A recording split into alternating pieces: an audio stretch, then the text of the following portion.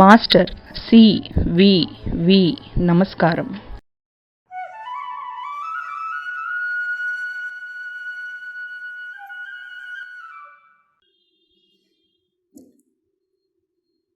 Master CVV.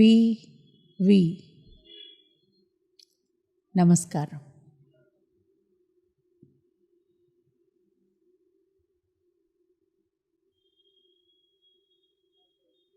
అందరికీ నమస్కారం.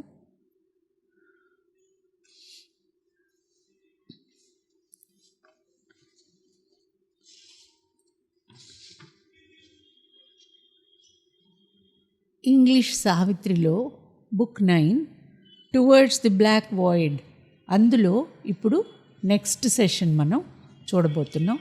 ఇంతకుముందు సెషన్లో ఒకవైపు నుంచి Savitri no longer having any human traits, complete confidence తోటి, డివైన్ పవర్ తోటి నిలబడున్న సావిత్రి సత్యవంతుడి మీద తనకి ఉన్న ఆ ఇమోషనల్ క్లాస్ప్ వదిలిపెట్టి, సత్యవంతుడు బాధపడుతోంది ఆ ఆత్మ అని యమధర్మరాజు చెప్తే వదిలిపెట్టి ఇప్పుడు యముడితోటి వాదించి పోరాడి గెలవటానికి సిద్ధంగా నిలబడి ఉంది. బరిలోకి వెళ్ళబోతున్న వాళ్ళకి ఎంత సిద్ధంగా ఉంటారో ఏదైనా ఒక పోటీకి, అలాగా ఆవిడ నిలబడి ఉంది. రెండో వైపు నుంచి ఆ యమధర్మరాజు కూడా the king, the dim and awful God head rose erect, ఆ భయంకరమైన చీకటికే ఒక రూపం వచ్చినటువంటి యమధర్మరాజు నిలబడి ఉన్నాడు. అక్కడి నుంచి మనం ఇప్పుడు చూడబోతున్నాం. వీరిద్దరూ ఎప్పుడైతే ఇలాగ రెడీ అని అన్నారో మధ్యలో ఇంకొకళ్ళు నిలబడ్డారట. Another luminous Satyavan arose from the mold of dead clay and stood between the mortal woman and the god. ఈ స్త్రీ రూపానికి మున్ను యమధర్మరాజుకి మధ్యలో సత్యవంతుడి శరీరంలో నుంచి ఒక జ్యోతి స్వరూపంలో ఉన్న సత్యవంతుడు, అంటే సత్యవంతుని ఆత్మ లేచి ఈ ఇద్దరి మధ్యలోనూ నిలబడింది. Between the two realms he stood, not wavering, but fixed in quiet, strong expectancy. ఆ సత్యవంతుడు ఏమీ మాట్లాడలేదు, నిలబడ్డాడు, స్థిరంగా నిలబడున్నాడు. ఆ ఆత్మ ఏం చెయ్యడానికి తనేమి ప్రమేయం లేనట్టుగా నిలబడున్నాడు. ఎవరు ఏం చెప్తే ఏం చేస్తాడా అనేలాగా నిలబడున్నాడనమాట. ఎటు వెళ్ళాలి అనేలాంటి, ఇటు సావిత్రి నాకు ఇష్టం, సావిత్రి వైపు వెళ్ళాలి అనేలాంటిగా కూడా ఏ విధమైన చలనము లేదు. Fixed in quiet strong expectancy, like one who sightless listens for a command. అంటే ఎవరైనా ఒక ఆజ్ఞ ఇస్తే ఆ ఆజ్ఞ ఎటు వస్తే అటు వెళ్ళడానికి సిద్ధంగా ఉన్నట్టుగా నిలబడి ఉన్నాడు. So were they immobile on that earthly field, powers not of earth, though one in human clay. ఆ అడవిలో ఆ రోజున ఆ విధంగా ఒకరు మాత్రమే ఈ మట్టితో చేసిన శరీరంతో ఉన్న క్యాండిడేట్ ఆ ముగ్గురులోనూ. మిగిలిన ఇద్దరు ఇంకా ఈ భూమితో సంబంధం లేని వాళ్ళు ఒక ఇద్దరు. అలాగా కొంతసేపు స్థిరంగా నిలబడున్నారట వాళ్ళు. దేవర్ ఇమ్మొబైల్, ఏమీ కదలలేదు. సావిత్రి కదలలేదు, యమధర్మరాజు కదలలేదు, సత్యవంతుడు వాళ్ళిద్దరి మధ్యలో ఉన్నాడు, ఏమీ కదలలేదు. On either side of one two spirits strove. Silence battled with silence, vast with vast. సత్యవంతుడికి ఒకవైపు ఒకరు, ఇంకోవైపు ఇంకొకరు. తమ ఆత్మ బలంతో ఈ మధ్యలో ఉన్న ఆత్మ ఎటు వెళ్ళాలి అనేది నిర్ణయించటానికి పోరాడుతున్నారు. అంటే సత్యవంతుడు సావిత్రి వైపుకి రావాలా, యముడి వైపు వెళ్ళాలా? Silence battled with silence, vast with vast. ఆ క్షణం వరకు మాటల యుద్ధంలోకి దిగలేదు ఎవరు కూడా. నిశ్శబ్దంతోటే ఉంది. అప్పుడు అనుకోకుండా the impulse of the path was felt and Satyavan started moving. తెలియకుండానే తను ఎటు వెళ్ళాలో అనేలాగా అనిపించినట్టుగా సత్యవంతుడు ముందుకి నడవటం మొదలుపెట్టాడు. ఎటువైపుకి? ఆ చీకటి వైపుకి, అంధకారం వైపుకి, డార్క్నెస్లోకి. బిహైండ్ హిమ్ డెత్, అంటే ముందు నడుస్తున్నది సత్యవంతుడు, సత్యవంతుడు వెనకాతల మరణం. Slowly Savitri behind eternal death. చిన్నగా సత్యవంతుడు వెనకాతల మరణం నడుస్తుంటే ఆ శాశ్వత మరణం అనే రూపుదిద్దుకున్న దేవత వెనకాతల సావిత్రి నడుస్తోంది. Into the perilous silences beyond. సంపూర్ణమైన నిశ్శబ్దం తప్ప ఇంకా ఏ విధమైన జీవం అనేది లేని ఒక అనంత నిశ్శబ్దంలోకి ముగ్గురు నడక ప్రారంభించారు. కదలటం మొదలైంది. First, she moved as if on an unseen road. Slowly, the ripple of leaves grew an alien sound. ఆవిడ నడుస్తూ వెళ్తూ ఉంటే లోపల చుట్టుపక్కల ఉన్న ఆకుల శబ్దాలు అవి ముందు ముందు కొంచెం వినిపిస్తున్నట్టుగా అనిపించేదిట. అంటే ఈ భూమి మీది శబ్దాలు. కానీ కొద్దిసేపటి తర్వాత అవన్నీ కూడా వెనక్కి వెళ్ళిపోయినట్టుగా నిశ్శబ్దమైపోయింది. Her old, intimate body seemed a burden, and she lived in some far uplifted scene. తన శరీరమే తనకు బరువు అన్నట్టుగా, ఈ శరీరంలో నుంచి పైకి వెళ్ళినట్లుగానే సావిత్రి కూడా వాళ్ళ వెనకాతల వెళ్తోంది. Satyavan's luminous spirit glided on. The great shadow travelled vague behind. However, earth stood aloof, yet near. భూమి దగ్గరగానే ఉంది, కానీ వీళ్ళు ఇంకా భూమితో సంబంధం లేనట్టుగా ముందుకి వెళ్తున్నారు. Then Satyavan along with death seem to enlarge away from the warm control of the earth. The soul she loved lost its consenting nearness to her life. Now they would escape.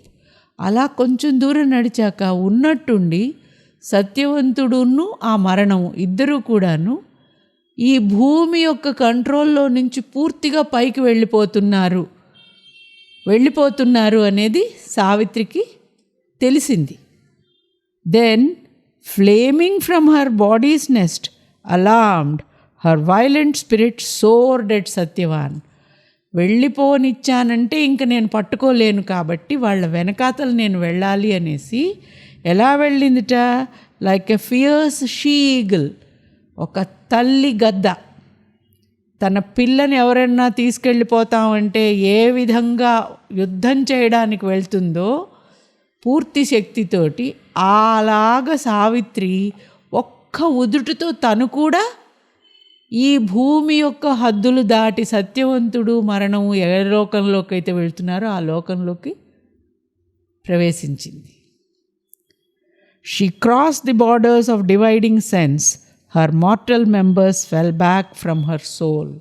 ఇంకా సావిత్రి కూడా ఈ శరీరం యొక్క ఏ లక్షణాలు, శరీరంతో సంబంధం లేని ఆత్మ కిందనే వాళ్ళ వెనకాతల వెళ్ళటం మొదలుపెట్టింది.